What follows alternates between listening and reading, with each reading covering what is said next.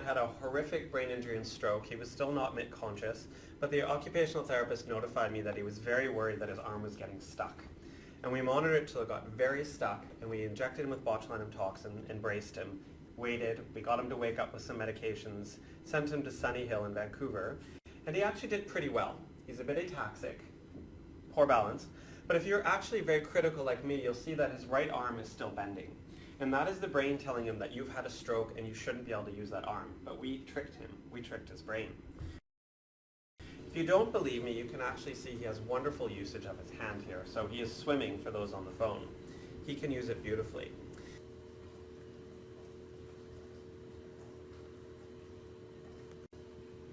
This is another gentleman who's actually a carver, and he had a stroke, and we were injecting him for 2 years after he came into hospital. When he walks, he has this terrible flexion moment of his hand because his brain said you had a stroke, but we tricked the brain. His beautiful hand function. He can use it, he can carve, he can do what he wants. If we didn't intervene, he would have been stuck like this.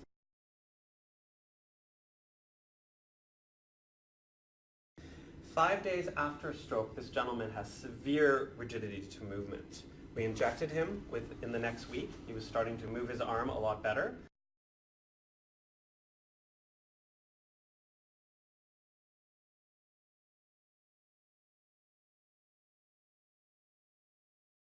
We braced him at night while he was on the ward, and a month later he's moving beautifully. So we won the battle. We did great. Wrong. There's still more.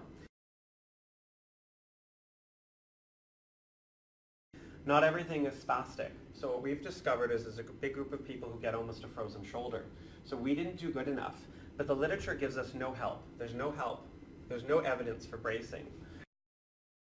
We recently had an industry help us present a serial casting workshop for our therapists so that they could do this on their own. But not good enough for me. I want to make the evidence. So I got a group of biomedical engineers at UVic. They had a $23 budget. They didn't tell me it was that little. And we have made a hand-developed brace. We have it all ready to go, and we want to put it on stroke patients as soon as they have their stroke to keep them in that external rotation.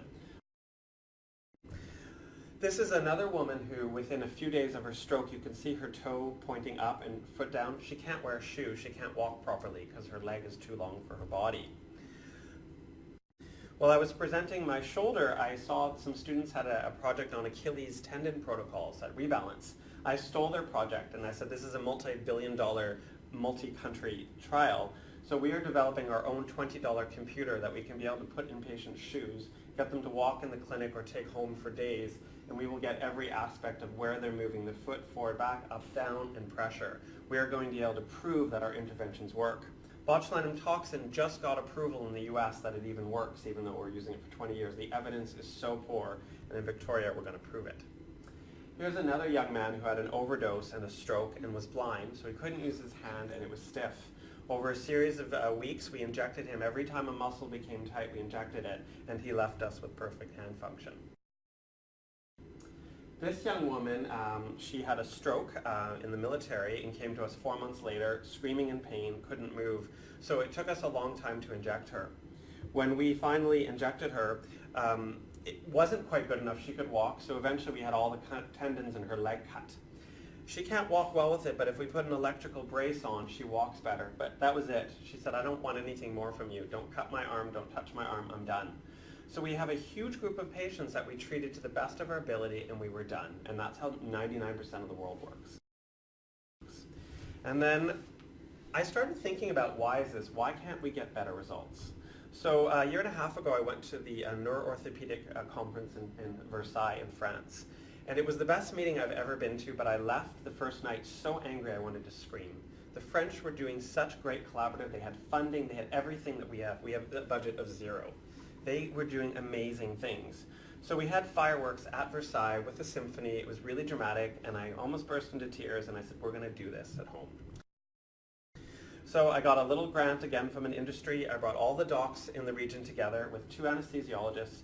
And what the French were doing is they were taking just topical freezing and blocking nerves, paralyzing the muscle, because we thought they were permanently contracted, but they weren't. The French proved that.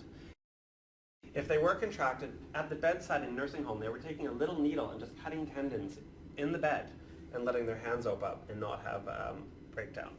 So the French paper dissected out, you could go into the arm and using electrical stim, you could figure out which muscle was the most responsible for this tone. So I thought we could do this, but we can actually do it better. We are ultrasound experts. So we hastily got together, we had 4 hours, and we began to isolate where the nerves were on the body under ultrasound. So we started doing nerve blocks with stim.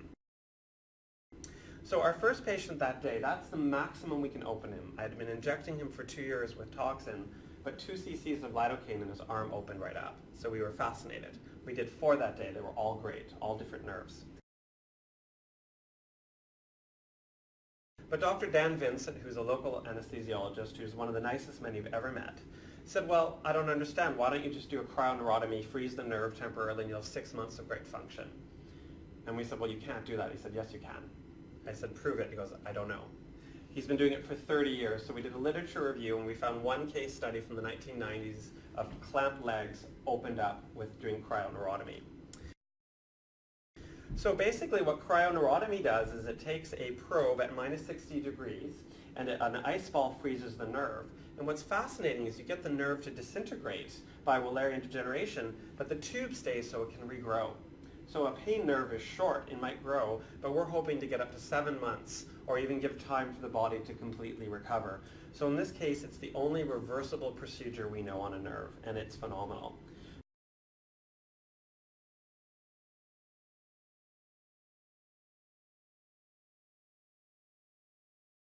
So here's the same man. He did a 5-minute freezing of the nerve. Suddenly his arm opens all the way up. 9 days after, I said, can you open the arm on your own? He goes, I've never tried since, because he can't move his arm. And now he's able to open it to the bed.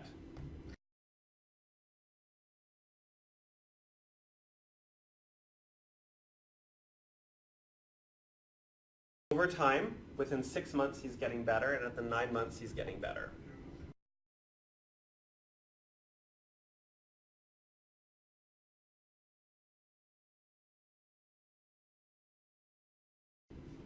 So we won first prize at our national meeting doing this, and we've been doing patients since, and we're getting much better results. These arms are opening up. It's really remarkable. Going back to the young woman who didn't want me to ever touch her again because we couldn't do enough, this is the effort she has to open her arm. You can see the clonus, the shaking, it's terrible. I put in just a little bit of dental freezing in her arm, and she can now open her arm on her own. Next week, we are going to be doing her cryo. It's pretty exciting. So just to summarize, we are figuring out we can block every nerve and change the history of their natural course. This is Dr. Emily Krauss. She's a peripheral nerve surgeon. She trained with the best surgeon in the world, who's Susan McKinnon in St. Louis. She and I run a peripheral nerve clinic. So I said, you spent your whole life putting nerves back together. I want you to cut them now. So there's a lot of nerve that we can't necessarily neurotomize because they have too many sections and where they don't want to go. A surgeon knows. So imagine this CP man, he's 22 years old, he's getting skin breakdown in his elbow and his armpit.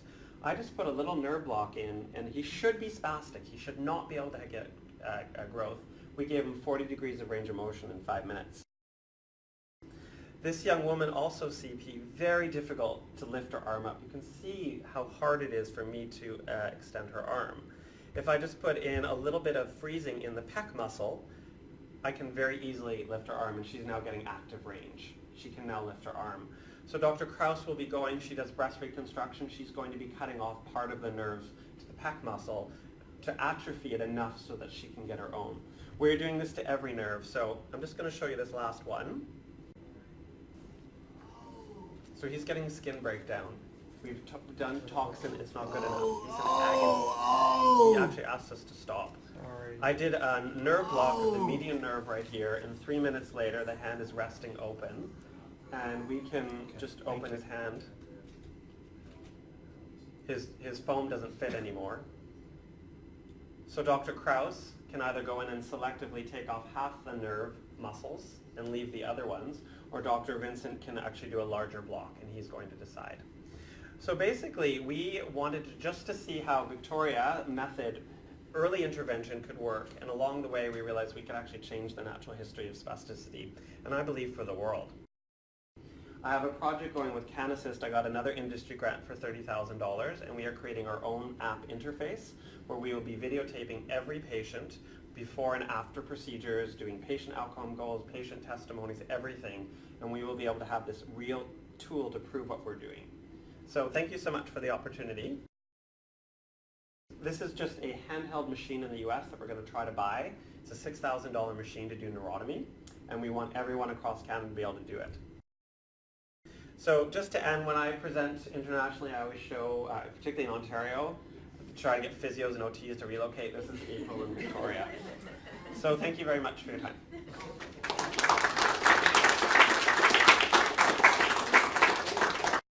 Questions?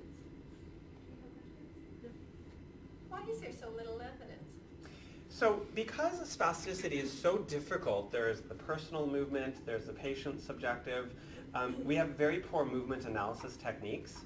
Gait labs are very expensive and very difficult. And most of our measures are very old techniques called the Ashworth scale, the Tardieu, where you pull the muscle and see what happens. But every time the patient moves, their tone is different. If they have pain, if they have infection, we look at, so it's very poor. So my goal is that you saw these videos. We need a way to prove with video evidence and kinematics wearables to do it.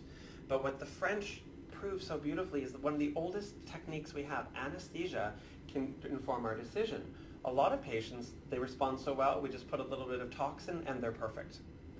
Others, we're now just going to cut the tendon because after the block, they don't get any better. So it's really given us the ability to prove it now, and that's why we want to have the before and after. So is this available to everybody in Island Health? Or? Yes, so we are actually, in April, my colleague Rajiv Rebai in Vancouver, we're having the first Canadian Neuroorthopedics Conference. We're getting all the experts from Canada to convince them to do this. We are getting, in the nerve clinic, Emily and I see a lot of patients from Up Island, from the physiatrist there, and we're seeing people coming in from nursing homes. You can imagine doing pericare. You can't get a pair of knees open. The knees are macerated and breaking down. We try to get to the nursing homes. It's difficult. Toxin is expensive, and it can work well, but we can't get there. If it works well, it's beautiful, but if it doesn't work, we can actually do a procedure, and if I could get the handheld going, I could go to the facility and do it. So it's actually easier. You can do this with some alcohols. It's been done for years with alcohol. Doesn't work so well and can cause pain. So we are wanting what I've actually done is call all my old patients, come back, come get a nerve block. Maybe we can do better. Well, that's the point. I mean, you're going to do those callbacks now for the ones you are Yeah. aware of. Does the family practice community know this? You know, we are inventing this as we go. So Dan Vincent, who's been doing anesthesia for 40 years, quit his practice on Fridays. He's there seeing the patients that I was supposed to see now. He comes in, he blocks patients all day. And then we're doing the cryoanalgesics together, where he does them mostly on his own, but I want to learn. We're trying to get Vieja allow us to bring his backup machine here. It's 30 years old. And it's free because you can sterilize the probes. The newer ones cost about $400 an electrode. But that's cheaper than other things. So we want to create a center where four of us can do it every week because it's phenomenal. But we want to be able to service the whole island. We want to have the best outcomes. Today we made a guy move his foot up and down for the first time in 10 years because his tone is so bad. And he's like, wait, guys. And he was pumping his foot up and down. He's already had surgery to lengthen, but it didn't stop the muscle from contracting. So we're literally having giddy hugging moments every week. It's just great. That's fantastic. I think we might be out of time. But Yes. One last question for you.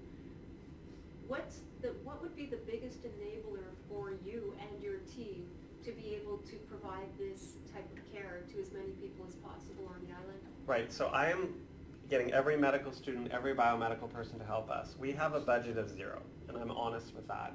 I raise money from industry. I've got about $150,000. We were able to hire a nurse for a year and then sort of prove we needed her 1 day a week. We had an amazing trial with Pam Lodeman, our nurse educator. We were able to hire her 1 day a week for a year. The money ran out and we have no more funding. So imagine you have to learn to re-walk now that your muscles, I don't have access to a physio, even though I have a physio department next to me. So we need a second ultrasound machine so that we don't have to steal it from each other. Minimal equipment costs and a bit of manpower, and we can do this. Thank you for asking.